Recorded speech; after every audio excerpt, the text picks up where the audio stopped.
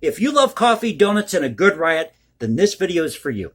If you hate cops, this video is for you. I'm just kidding about that hates cops part.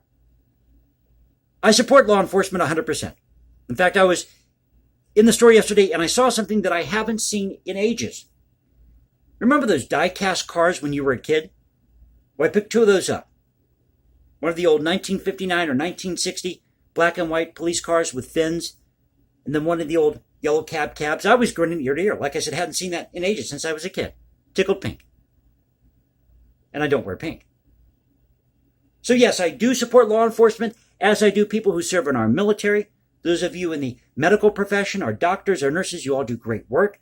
I support anybody who gets up and goes to work every day to earn a paycheck to provide for their family. Those of you who are making this country a great country, I support each and every single one of you.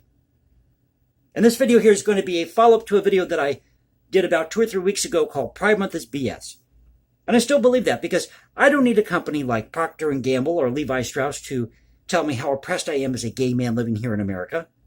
I don't need a pride parade or a rainbow flag or t-shirt to validate who I am as an individual. Don't need it. But we do have to go back to where it all began for the LGBTQ community. And that's with the Cooper Donut Riot on a steamy May night, 1959, in downtown Los Angeles.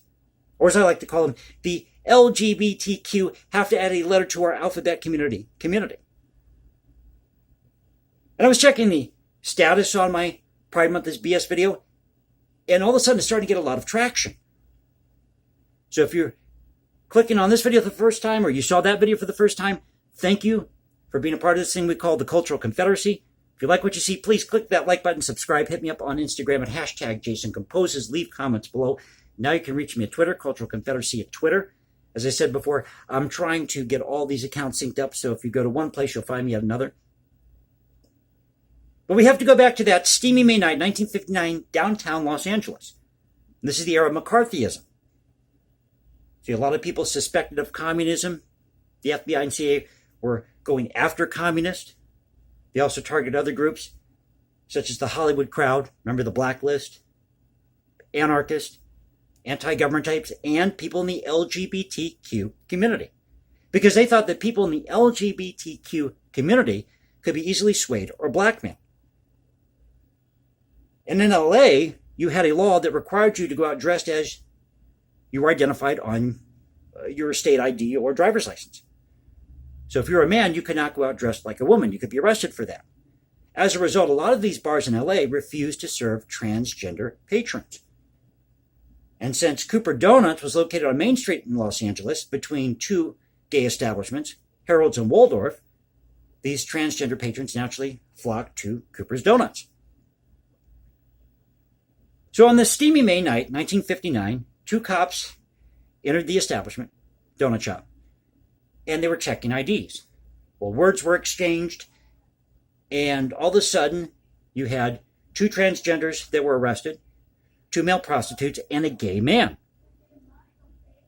Now, when one of the transgenders fought against the cops, protested the lack of space in the back of the police vehicle, these other patrons, they started throwing coffee mugs, coffee, donuts, straws, trash, whatever they could at the officers, taunting the officers, dancing around the officers.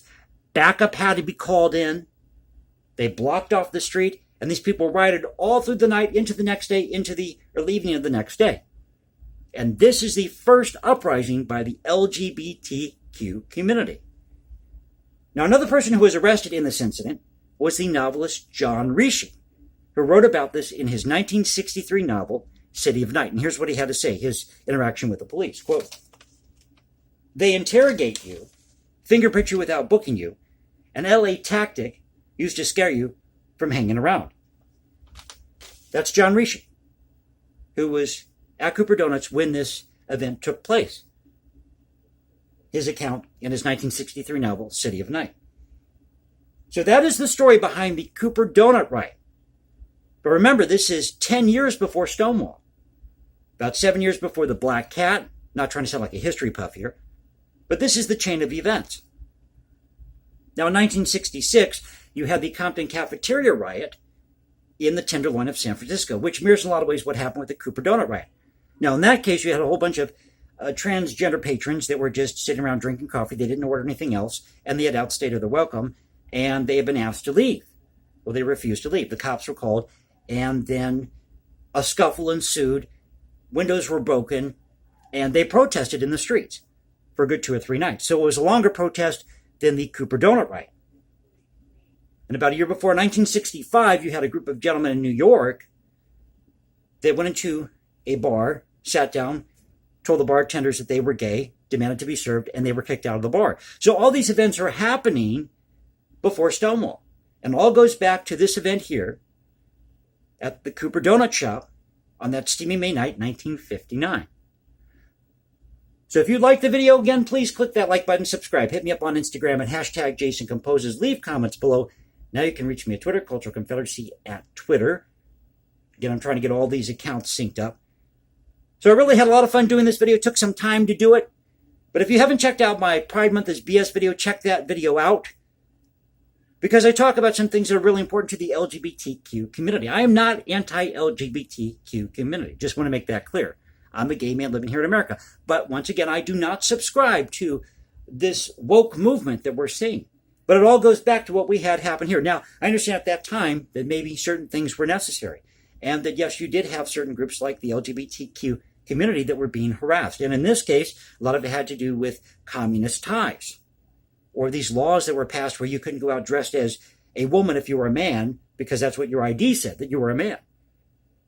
So I completely understand that. But I think we've gone beyond that. I think we've gone into an era where, as I mentioned in my Pride Month is BS video, where we've got 50 different genders for one letter of the LGBTQ alphabet. We keep going down that road, that's going to be a dangerous road. So once again, thank you for being with me. Hope you enjoyed the video. I'll say it again. Please click that like button, subscribe, hit me up on Instagram at hashtag Jason Composes. Leave comments below. Now you can reach me at Twitter, Cultural Confederacy at Twitter. This is the Cultural Confederacy saying, peace out, stay safe, everybody, and God bless this great country.